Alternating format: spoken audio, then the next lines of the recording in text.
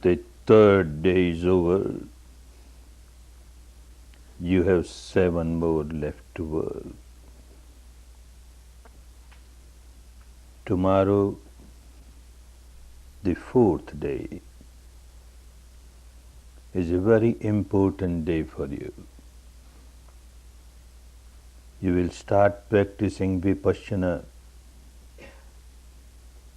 That means you will start entering the field of Panya, wisdom, insight. Whatever you practiced for these 3 days was a very important prerequisite for your work tomorrow. The actual work starts tomorrow. These 3 days you were preparing yourself to start the actual work of Vipassana meditation.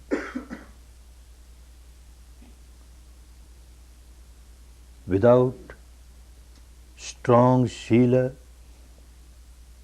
it is not possible to practice Vipassana, not possible to get the results, proper results of Vipassana. Without good Samadhi, it is not possible to practice Vipassana. Therefore, these 3 days, you are observing your 5 precepts, the Sila that you had taken on the first day. This was the foundation. Stronger the foundation, the stronger the building will be on the foundation. So with a strong foundation, you started working with Samadhi, practicing Anapana. Sila is necessary to have right type of Samadhi. Even 25 centuries back in India, and so also to some extent even today, there were teachers, there are teachers who give no importance to Sila. They say, not necessary, you do whatever you like, whatever you feel pleasant to you. Carry on. But still you can meditate and get all the pleasant experiences of meditation. The aim is to get some pleasant experience of meditation. But Vipassana is not for that. Vipassana is to get the mind purified at the deepest level, at the root level, for which not ordinary Samadhi but Samma Samadhi is necessary, the right type of Samadhi. So perfect Sila is necessary for right type of Samadhi, and right type of Samadhi is necessary to develop Panya. And Panya is necessary to reach the final goal of full liberation, full enlightenment. Sila for Samadhi, Samadhi for Panya, Panya for Vimutti, that is liberation. This is just when you start the work, but as you proceed, you find all 3 of them, Sila, Samadhi, Panya, they start helping each other. It's like a tripod with 3 legs. Even if one is weak, it can't stand. All 3 must be strong. Sila will help, Samadhi will help Panya. Samadhi will help, Sila will help Panya. Panya will help, Sila will help Samadhi. All 3 are interlinked and they start helping each other. If one is perfect in Sila, good. It gives its own benefits, good results. But merely having perfection in Sila alone cannot take one to the final goal of full liberation. One is perfect in Sila and has very deep experience of Samadhi, yet this also cannot take to the goal of full liberation. Panya is necessary. This person who became fully enlightened, Siddhartha Gautama. His life was full of Sila even from the young age, childhood age. And then he practiced Samadhi, living the householder's life. He went to different teachers. The highest Samadhi of those days, 8 absorption Samadhis. He practiced all that. And yet he found that he is not fully liberated. Because he noticed at the depth of the mind, there are sleeping defilements, which are like sleeping volcanoes. So long as these volcanoes are there, they can erupt any time, will overpower you, and again you will be full of misery. Roots have to be taken out. Roots of impurities at the depth of the mind has to be taken out, and for that he continued his search and rediscovered this technique of Vipassana. This is Panya. Only by practicing Vipassana he could develop his Panya and become an enlightened person. Otherwise it would have been impossible.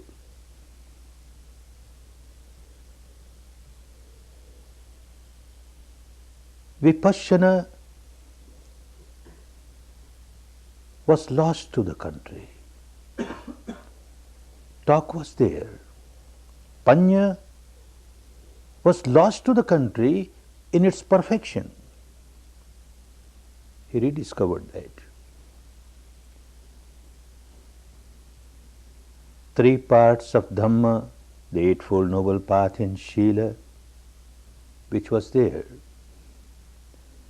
3 parts of Samadhi in the Eightfold Path were there. Now another 2 parts which come under Panya, that is Samma Sankappo,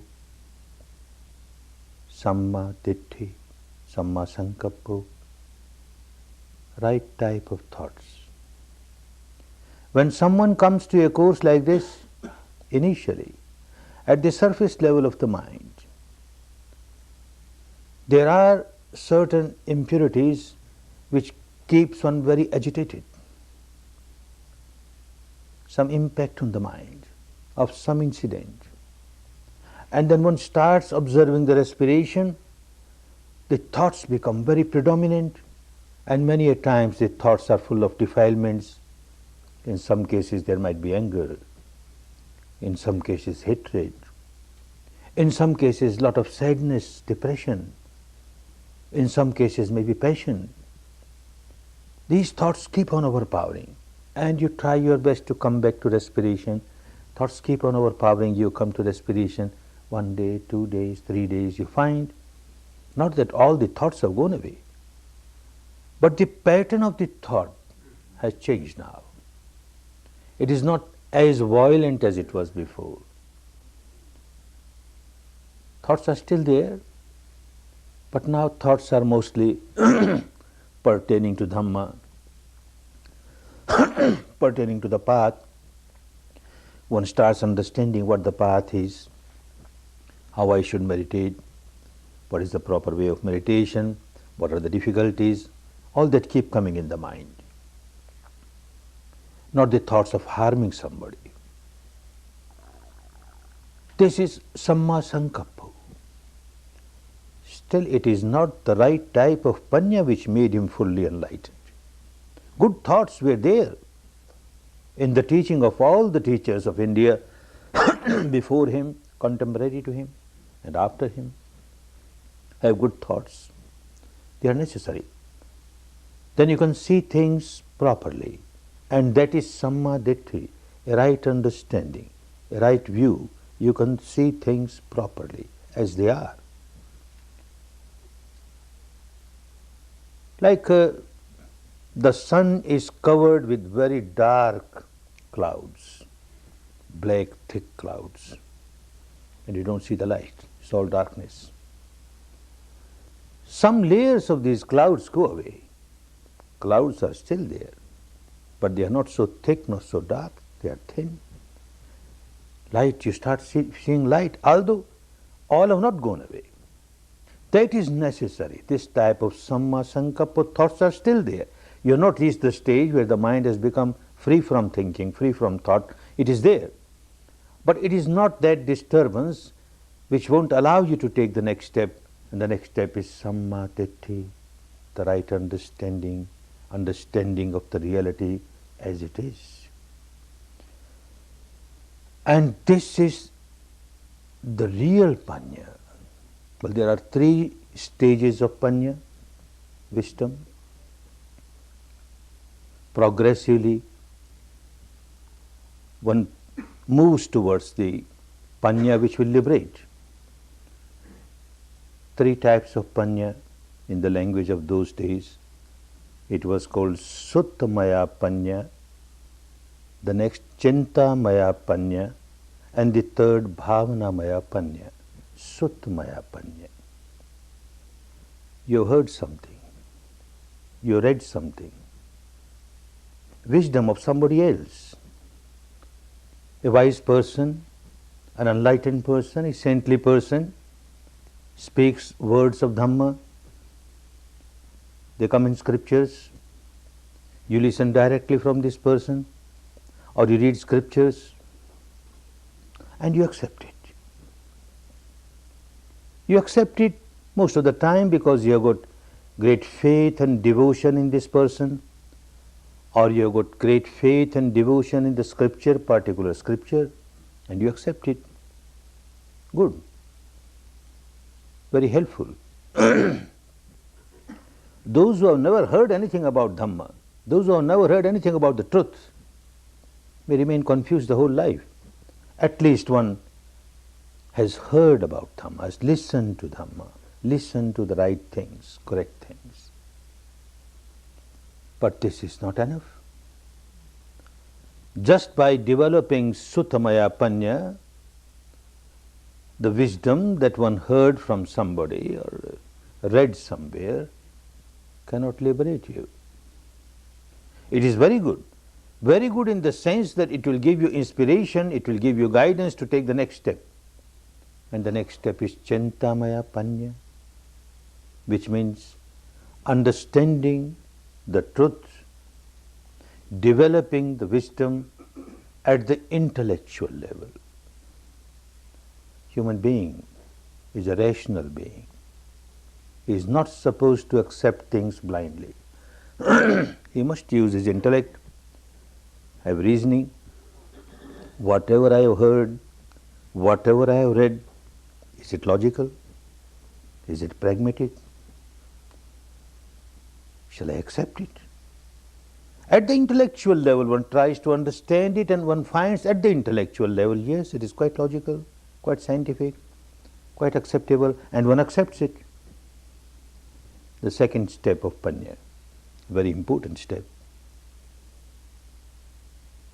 Very helpful in the sense, again, you get inspiration and you get a direction to move towards the third step, which is Bhavanamaya panya.